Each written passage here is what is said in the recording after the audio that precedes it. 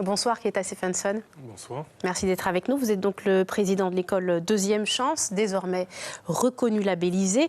En un mot, qu'est-ce que cette officialisation apportera de plus en fait à l'établissement? On a bien compris que sur le plan financier, ça facilitera les choses, mais comment? Est-ce que c'est plus de sécurité vis-à-vis des partenaires, la CTG, l'État?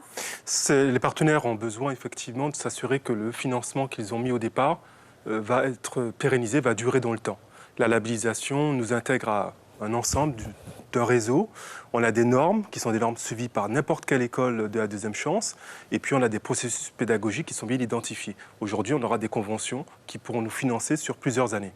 Et au-delà de ça, il y a aussi des questions pédagogiques qui vont quelque part s'uniformiser. Tout à fait, on sera en lien direct avec l'ensemble du réseau. Nous sommes désormais membres actifs et nous aurons accès à des outils pédagogiques. Eux aussi auront accès à l'expérience qu'on est en train de mettre en œuvre en Guyane. Et puis on aura aussi la capacité d'échanger avec différents acteurs comme les entreprises nationales qui sont présentes en Guyane. Vous parlez de mettre à disposition finalement l'expérience guyanaise auprès du réseau national. L'établissement se distingue selon vous par ses méthodes d'enseignement. Elle accueille 120 jeunes pour l'heure chaque année sur des formations d'un peu plus d'un mois. Qu'est-ce qui en fait une voie d'insertion plus forte, plus stable que les autres ? C'est un parcours pédagogique et professionnel. Les jeunes sont à la fois en entreprise et en module pédagogique pendant 6 à 8 mois. L'objectif est de proposer un parcours très individualisé, très personnalisé. C'est pour ça qu'on a des formateurs qui suivent les jeunes de manière quotidienne. Et les activités de l'école, les activités que les jeunes mènent, leur permettent de faire une remise à niveau, de travailler le calcul, le raisonnement, l'ensemble des savoirs de base et puis leur motivation, leur estime de soi. On fait beaucoup de développement personnel. Notre idée est de s'assurer que les jeunes qui passent à l'école de la Deuxième Chance seront de nouveau motivés pour aller vers l'emploi ou une formation qualifiante et aussi inspirés par leur environnement, le contexte social qui est très difficile. C'est ça, c'est que finalement, l'école Deuxième Chance s'adresse, on le rappelle, aux jeunes de 18 à 25 ans sans qualification. L'appellation en fait de cet établissement peut laisser entendre une notion de dernière chance, une voie où tous les profils seront finalement acceptés. Pourtant, vous parlez de motivation des jeunes qui est essentielle finalement à vos yeux. Oui, parce qu'on a bien compris aujourd'hui qu'il y a une situation où la première chance, qui est l'éducation, les systèmes classiques, peut ne pas marcher. Parce qu'on a un contexte où les jeunes aujourd'hui en Guyane et aussi en France grandissent dans des environnements où il y a des difficultés de mobilité. Ils sont souvent familles défavorisées ou isolées. Ils sont aussi des jeunes qui sont jeunes parents, etc. ou qui sont en difficulté sociale, voire judiciaire.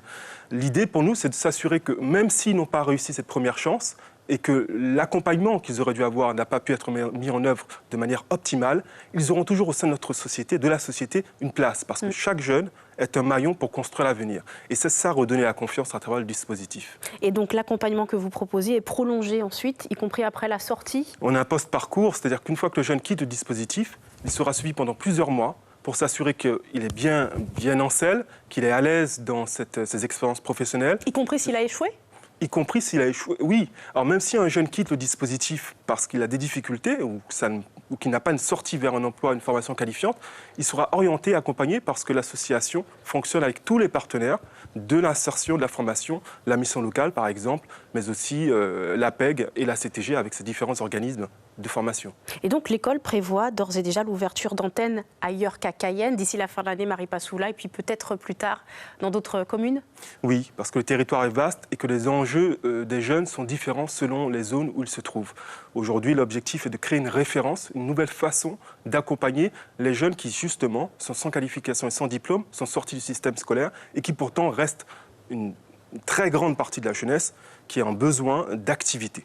Pourquoi Maripasoula maintenant ? Pourquoi Maripasoula, pas Saint-Laurent par exemple ? La maquette financière qui permettait de financer l'école avec les fonds européens et la stratégie de la CTG indiquait qu'il fallait le faire à Maripasoula parce que là, il n'y avait pas forcément l'ensemble de ce qu'il faut pour s'assurer que tous les dispositifs fonctionnent ensemble. Donc là, on va pouvoir justement compléter cette capacité d'accompagner les jeunes de Maripasoula. Et puis Maripasoula, c'est une commune de défi. C'est une commune où la démographie est forte, où les enjeux sont très, très, très amazoniens. Le fait de pouvoir construire l'école là-bas, de l'installer, d'accompagner les jeunes, et puis de susciter la stimulation des entrepreneurs, va permettre de faire référence à l'échelle du territoire par la suite. Et puis plus tard, donc, on imagine Saint-Laurent, Kourou, Saint-Georges ?